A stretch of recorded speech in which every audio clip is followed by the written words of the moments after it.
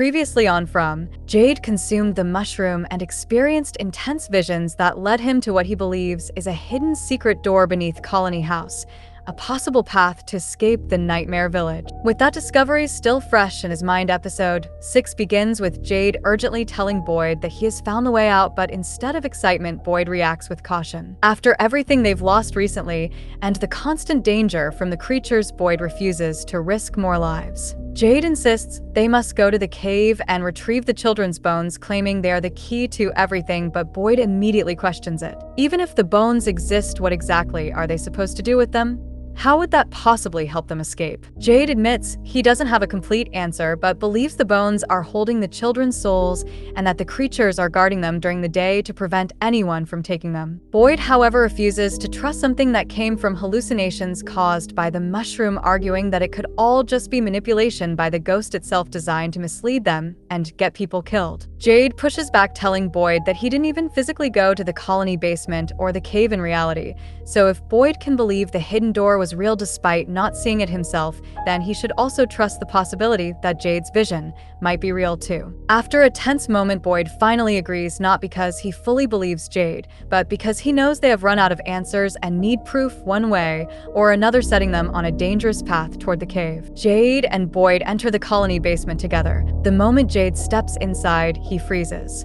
The place is exactly like what he saw in his vision. Every corner, every shadow, every detail feels identical. His confidence comes back instantly, and he rushes to the wall where the hidden door should be. He starts pulling away everything, searching desperately, convinced it must be there. But as the last piece of debris falls away, the truth hits him hard. There is no door, only a solid wall. For the first time, Jade hesitates. Boyd immediately takes this as proof that everything was just another hallucination caused by the mushroom. He tells Jade they can't afford to chase illusions anymore because real people are dying. They need to stop. But Jade refuses to accept it. He says too many people have already died anyway, and if there is even a small chance this is real, they have to take it. Boyd loses his patience and snaps at him, warning him not to speak like that about the lives he is trying to protect. The argument escalates quickly, with Jade arguing that Boyd's constant attempt to protect everyone will eventually fail, that someday everything will collapse,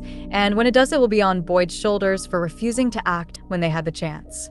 With that, Jade walks out, leaving Boyd shaken and angry. Boyd later recounts everything to Kenny, including Jade's claims about reincarnation, visions, and the supposed door. Kenny listens carefully. He silently hands Boyd one of Victor's old drawings, the one showing the man in yellow consuming people. At that moment, they notice movement above Colony House. When they look up, Victor is standing on the roof, dangerously close to the edge, preparing to jump. Boyd immediately rushes out and climbs up to stop him before it's too late. Victor, shaken and lost in memory, says the place reminds him of someone who jumped from that exact spot when he was a child. Boyd carefully asks him about the man in yellow, but Victor can't recall anything clearly about him, but if he ever does, he will come back and tell him everything. Still searching for answers, Boyd later goes to Victor's room and asks him to remember anything he can about the man in yellow. Did he arrive alone? Was anyone with him?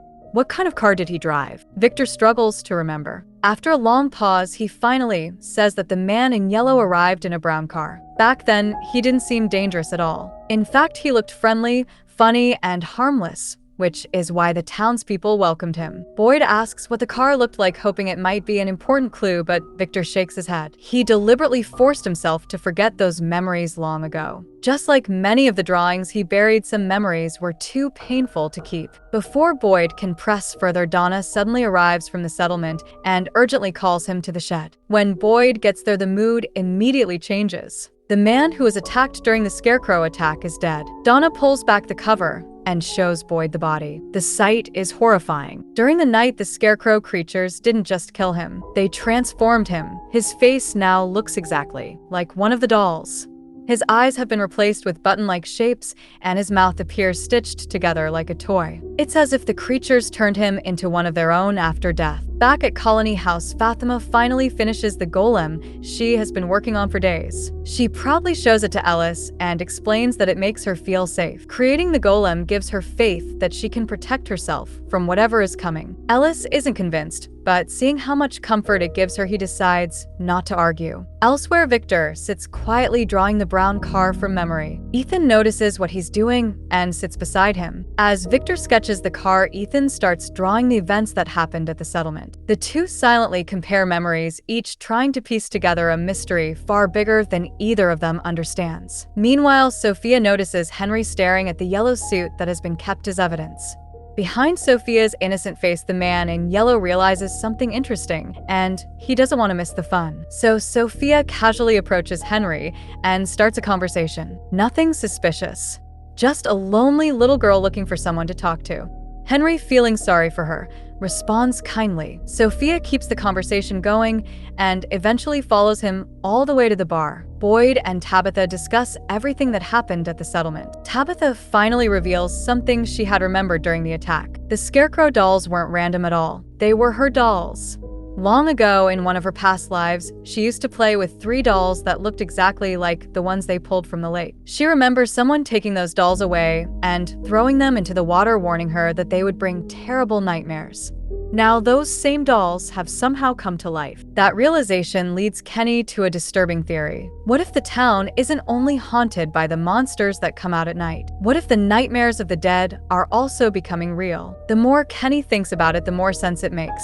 He points out that everyone who dies in this place dies carrying some kind of fear. Maybe those fears don't die with them. Maybe they remain behind and become new horrors for the town. He brings up Sarah's brother as an example. Before he died, he was terrified of cicadas. Not long after his death, the cicada nightmare began spreading through the town. Randall constantly sees visions of cicadas crawling over him. Maybe that isn't a coincidence at all. Maybe the town is collecting people's fears and turning them into reality. The idea leaves the room silent. If Kenny is right, then every death isn't just a loss. It's the birth of a new nightmare. Meanwhile, Donna is becoming increasingly overwhelmed. Food shortages, the man in yellow, the settlement attack. The growing number of deaths every day seems to bring a new disaster. Trying to clear her head, she walks to get some water. Then suddenly she collapses. Everyone rushes over as Donna falls to the ground, clutching her chest. Kenny immediately runs to get Christy. Within moments, Christy and Sinclair arrive with emergency equipment from the ambulance. They begin CPR and desperately try to bring Donna back. The situation looks grim. Christy checks for a pulse and finds nothing. For several terrifying moments, it seems like they have lost her. Boyd, Kenny, and the others can do nothing but watch. Then finally, a pulse. Weak, but there. Relief spreads across the room as Christy manages to get Donna's heart beating again. But even though her pulse has returned, Donna still doesn't wake up. She remains completely unconscious. Meanwhile, completely unaware of everything happening in Colony House, Henry is sitting in the bar with Sophia. The conversation slowly becomes personal as both start talking about their families and the people they miss. During their talk, Sophia suddenly cuts her finger on a broken glass. Henry immediately gets up to find a first aid kit. But the moment he leaves, Sophia quietly lets a few drops of her blood fall into Henry's drink. By the time Henry returns, she is acting completely normal again. After bandaging her hand, Henry unknowingly drinks from the same glass. Back at Colony House, everyone is worried about Donna. Nobody knows if she is going to wake up. Boyd eventually goes inside her room alone and sits beside her bed. He starts talking to her honestly, saying that the town needs her and that he needs her too. After everything they have gone through together, Boyd admits he doesn't know how much longer he can carry all of this alone. And then, almost as if she heard every word, Donna suddenly wakes up.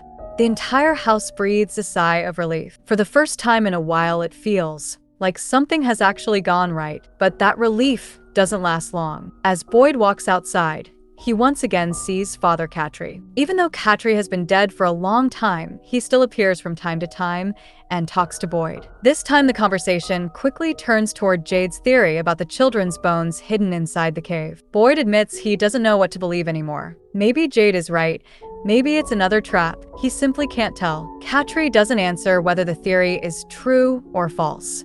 Instead, he says something that immediately catches Boyd's attention. He tells Boyd that one thing is certain: his time is slowly running out. Those are almost the exact same words the boy in White told Tabitha. Frustrated and desperate for answers, Boyd grabs a hammer and heads straight for the colony house basement. He doesn't care anymore whether Jade is right or wrong. If there is even a chance the hidden door exists, he needs to know. He starts smashing the wall where Jade claimed he saw the secret entrance. The loud banging echoes through the house, and soon Jade comes running downstairs. At first, Boyd expects nothing to happen, but then pieces of the wall begin breaking away. More and more concrete falls. And suddenly both men freeze, because behind the wall there really is a door, exactly where Jade said it would be. For a few seconds, neither of them can even speak. A hidden door sealed inside the wall. With Boyd and Jade staring at the mysterious door, episode 6 comes to an end. But now the real questions begin. Will Boyd finally enter the cave and search for the children's bones?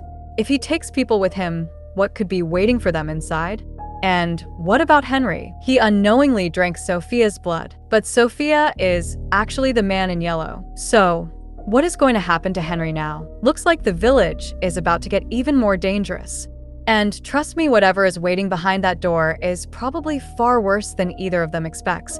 We'll find out in episode 7.